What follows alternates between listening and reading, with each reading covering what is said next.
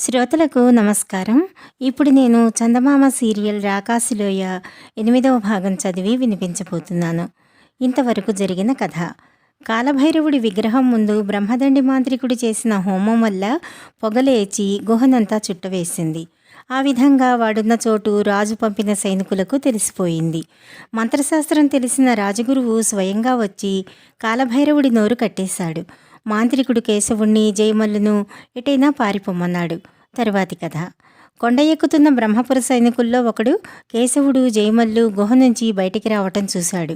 వాడు రాజగురువుతో, అయ్యా, గుహలో ఉన్నది ఒకడు కాదు, 2 మాంత్రికులు, అదిగో చూడండి అంటూ గుహకేసి చేయి చూపాడు. సైనికుడు అలా చెప్పగానే రాజగురువుతో పాటు కేశవుడి ముసలి తండ్రి కూడా అటుకేసి చూశాడు. అతడికి ప్రాణం లేచి వచ్చినట్లయింది. తన కొడుకు బతికే ఉన్నాడు. తను భయపడ్డట్టు మాంత్రికుడు అతడికేమీ హాని చేయలేదు. రాజగురువు పారిపోతున్న కేశవుణ్ణి, జయమల్లును చూస్తూనే, వాళ్ళు మాంత్రికులు కాదు, వాడి శిష్యులై ఉంటారు. మాంత్రికుడు ఈసరికే గుహ నుంచి మరో మార్గాన పారిపోయి ఉంటాడు, లేదా అక్కడే వాడికి దాక్కునేందుకు ఏదైనా రహస్య ప్రదేశం ఉండి ఉంటుంది. వాడి శిష్యుల్ని కూడా మనం చేజిక్కించుకోవాలి. మీరు అన్ని వైపుల నుంచి చుట్టుముట్టండి అని సైనికులను ఆజ్ఞాపించాడు. గుంపుగా నడుస్తున్న సైనికులందరూ రాజగురువు ఆజ్ఞ వింటూనే జట్లు జట్లుగా చీలిపోయి వలయాకారంగా ఉన్న కొండ మీదికి ఎక్కసాగారు. పారిపోతున్న కేశవుడు, జయమల్లు వాళ్లను చూసి ఎటు పారిపోవాలో తెలియక తికమకపడ్డారు. సైనికులు అన్ని వైపుల నుంచి మనను చుట్టుముట్టి పట్టుకోవాలని చూస్తున్నారు. వాళ్ళ కంటపడకుండా పారిపోవటం ఎలా అన్నాడు కేశవుడు. నేను అదే ఆలోచిస్తున్నాను అంటూ జయమల్లు ఒక క్షణం ఆగి, మనం ఒకటి చేద్దాం. ఈ సైనికులు వెన్నంటి ఉండగా కొండ దిగి అడవిలోకి పోగలగటం సాధ్యమయ్యేది కాదు. మనం ఇక్కడే ఏదైనా చీకటి గుహలో జొరబడి దాక్కుందాం అన్నాడు. మనను పట్టటానికి బయలుదేరిన వాళ్ళు ఈ చుట్టుపక్కల ఉన్న గుహలు, గుట్టలు, పుట్టలు వెతక్కుండా ఊరుకుంటారా? ఏమైతేనేం, మనం మాంత్రికుడు గుహలో నుంచి బయటికి రావటం బ్రహ్మపుర సైనికులు చూడటంతో చిక్కులో పడ్డాం అన్నాడు కేశవుడు. నువ్వంత నిస్పృహపడకు కేశవ, మనం రాజభోట్లకు దొరకకుండా దాక్కునేందుకు సాయశక్తులా ప్రయత్నిద్దాం. ఒకవేళ దొరికామో ప్రాణాపాయం రాకుండా బయటపడే మార్గం నేను ఆలోచించే ఉన్నాను అన్నాడు జయమల్లు. జయమల్లు ఏదో పెద్ద ఎత్తుగడ ఒకటి ముందే ఆలోచించి ఉంచాడని కేశవుడు అర్థం చేసుకున్నాడు. అయితే అదేమిటో అడుగుదామని కేశవుడు అనుకునే లోపలే జయమల్లు పక్కన ఉన్న ఒక సొరంగ మార్గంలోకి ఎగిరి దూకుతూ, కేశవ, చీకటని భయపడకు, నా వెనగ్గారా, ఈ సొరంగ మార్గం నాకు బాగా తెలిసినదే అని కేకవేశాడు. కేశవుడు మరి చేసేదేమీ లేక జయమల్లు వెనక సొరంగంలోకి దూకాడు. లోపల చీకటిగా ఉన్నది. జయమల్లు 2 చేతులను పక్కలకు బారచాపి సొరంగపుటంచులను తాకుతూ, జాగ్రత్త అని కేశవుడికి హెచ్చరికలు ఇస్తూ త్వరగా ముందుకు నడవసాగాడు. రాజగురువు ఆజ్ఞ విని మాంత్రికుడున్న గుహను, ఆ పరిసర ప్రాంతాలను చుట్టుముట్టడానికి బయలుదేరిన సైనికులకు కేశవుడు, జయమల్లు కనిపించలేదు. వాళ్లలో 4 ప్రతి గుహలోకి తొంగి చూస్తూ చివరికి బ్రహ్మదండి మాంత్రికుడు గుహ దగ్గరికి వచ్చి లోపలికి చూస్తూనే కాలభైరవుడి విగ్రహాన్ని చూసి మూర్ఛపోయినంత పని చేశారు. ఉగ్రరూపం, భయంకరాకారం, కాళ్ల కింద నేల గిర్రున తిరిగిపోతున్నది అంటూ 2 సైనికులు గుహ ముందు వెల్లకిలా పడిపోయారు. సైనికుల అరుపులు విన్న రాజగురువు, సేనానాయకుడు అక్కడికి పరిగెత్తుకు వచ్చారు. గుహ ముందు 2 సైనికులు మూర్ఛపడి ఉన్నారు.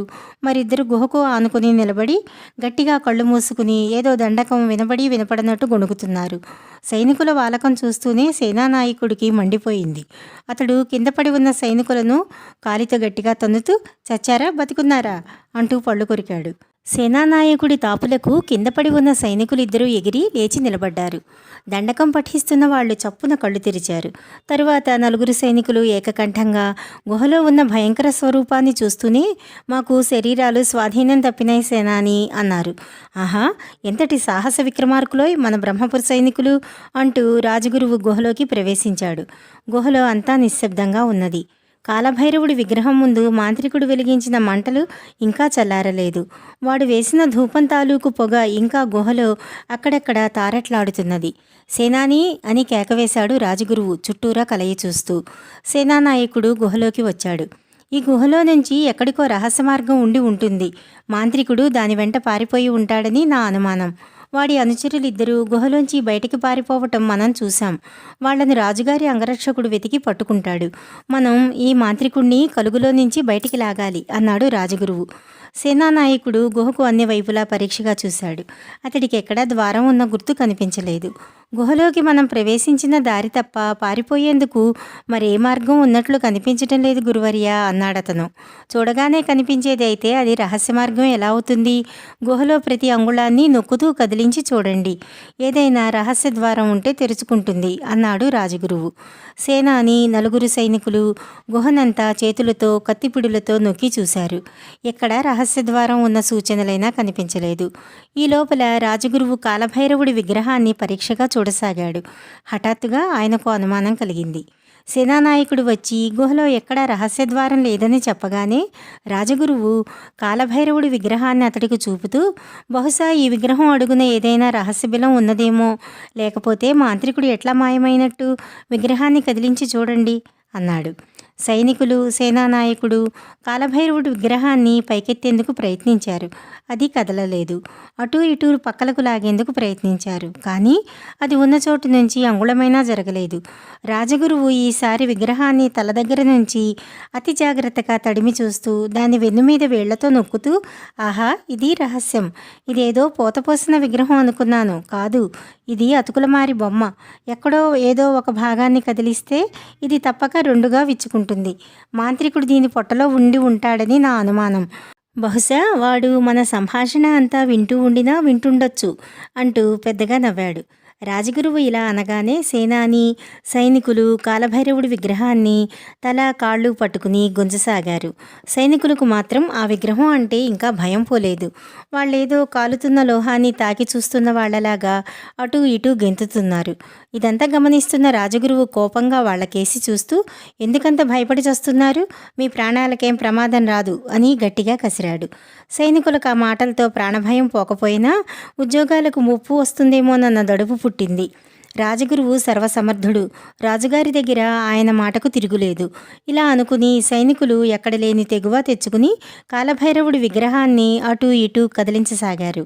వాళ్లల్లో ఒకడు విగ్రహం తోకపట్టుకుని గుంజేసరికి ఉరిమినట్టు ఫెళఫెళమంటూ విగ్రహం రెండుగా చీలి పక్కలకి పడిపోయింది.